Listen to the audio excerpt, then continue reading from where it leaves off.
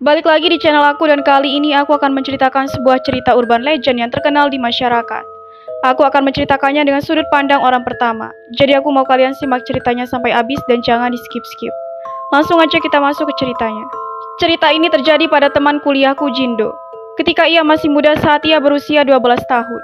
Jindo tumbuh di keluarga yang berkecukupan.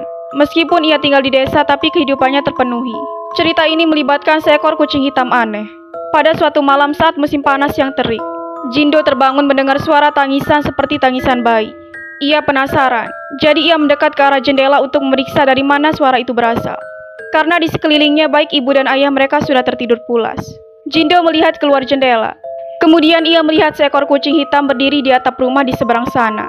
Itu adalah rumah kakeknya. Melihat lebih dekat, ia merasa cukup aneh. Karena kucing itu berdiri dengan kaki belakangnya seperti manusia. Dan bertindak sangat aneh. Hal yang membingungkan, kucing itu seperti sedang menari. Tiba-tiba saja mata kucing itu bercahaya dengan cahaya biru seperti hantu.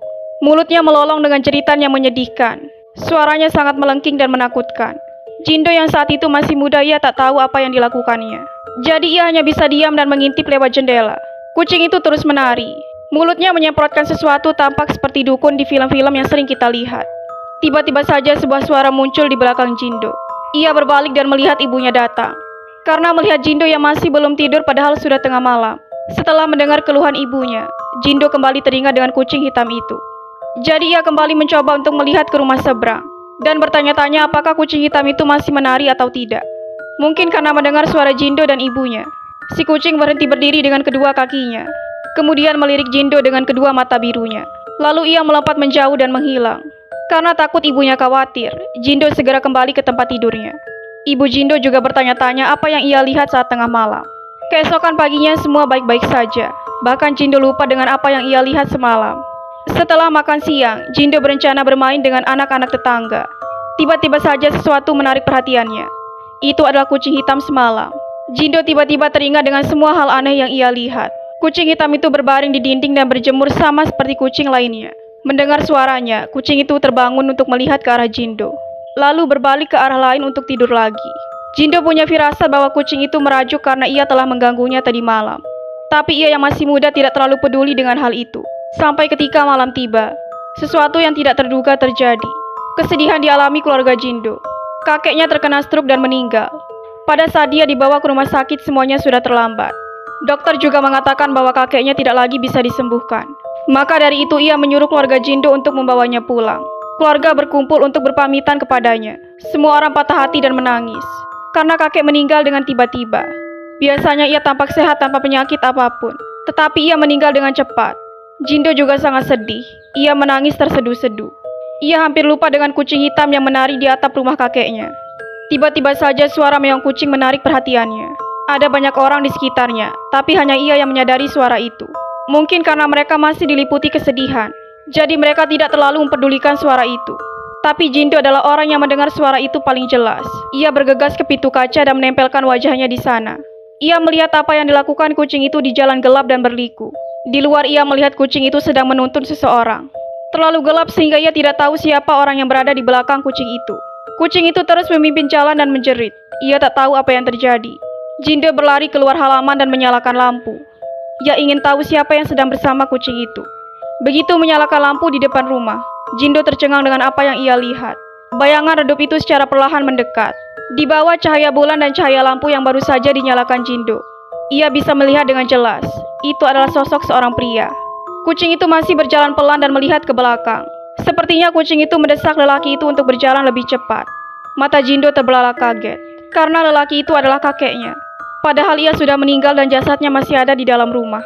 Bagaimana mungkin ia bisa muncul di sini? Ia berteriak agar semua orang keluar. Dia berkata bahwa kakeknya telah kembali. Dan kucing itu yang telah membawanya kembali ke keluarganya. Di dalam semua orang sedang berdiri di dekat tubuh kakek untuk berduka. Tiba-tiba terdengar suara jeritan Jindo, mereka menoleh ke pintu. Khawatir tentang apa yang terjadi pada Jindo, anggota keluarga panik dan keluar bersama ke halaman untuk melihat apa yang terjadi. Jindo berdiri di luar. Ia dengan polos mengatakan bahwa kakeknya telah kembali. Ia menunjuk ke arah kucing itu dan dengan tegas mengatakan bahwa kucing itu yang telah membawanya kembali. Semua orang berdiri di halaman dan tidak melihat apapun, kecuali seekor binatang kecil berwarna hitam. sehingga mereka mengira Jindo mengarang cerita untuk mengolok-olok mereka di tengah kesedihan. Ia dimarahi oleh ayahnya karena mengarang cerita. Kemudian mereka kembali ke dalam meninggalkan Jindo yang kebingungan. Jindo menggaruk kepalanya. Ia menatap kosong ke arah kucing di sebelahnya. Hewan itu juga menatapnya kembali, tapi ia berpikir bahwa ia mungkin saja salah lihat. Saat ia sedang berpikir, ia mendengar suara teriakan dari dalam rumah. Itu adalah suara ayah Jindo. Teriakannya sangat keras dan membuat ia panik. Bahkan Jindo yang berdiri di halaman terkejut. Ia juga masuk ke dalam rumah dengan tergesa-gesa untuk melihat apa yang terjadi. Begitu ia membuka pintu, ia melihat sang ayah terduduk di lantai dengan gemetar. Jindo mendongak dan berteriak sama seperti ayahnya. Karena tiba-tiba saja jasad kakek terduduk dengan normal di atas ranjang. Ia membuat semua orang ketakutan sehingga semua orang terjatuh ke lantai. Kakek Jindo bukanlah hantu, karena ia terduduk sembari mengeluarkan batu kering. Kulitnya juga kembali kemerahan sama seperti orang normal. Melihat itu seluruh keluarga tidak lagi takut. Secara perlahan semua orang mendekat. Mereka bertanya-tanya apa yang terjadi. Mereka tidak percaya, ia benar-benar hidup atau tidak. Apa yang mereka lihat sangat aneh. Itu semua hampir mustahil, karena rumah sakit sudah memastikan kematiannya. Jasadnya juga menjadi pucat dan dingin. Bagaimana mungkin ia bisa hidup kembali seperti keajaiban? Tubuhnya memang hangat saat disentuh. Saat itu orang-orang percaya bahwa ia benar-benar hidup.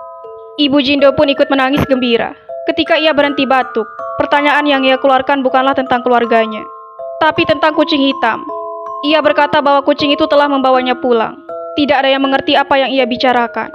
Ia beranjak dari tempat tidur dan bersikeras untuk melihat kucing hitam itu. Meskipun semua orang keberatan karena kesehatannya masih lemah, hanya Jindo yang mengerti apa yang dibicarakan kakeknya. Ia melirik ke halaman dan teringat dengan kucing hitam di luar. Jindo bergegas keluar ke halaman.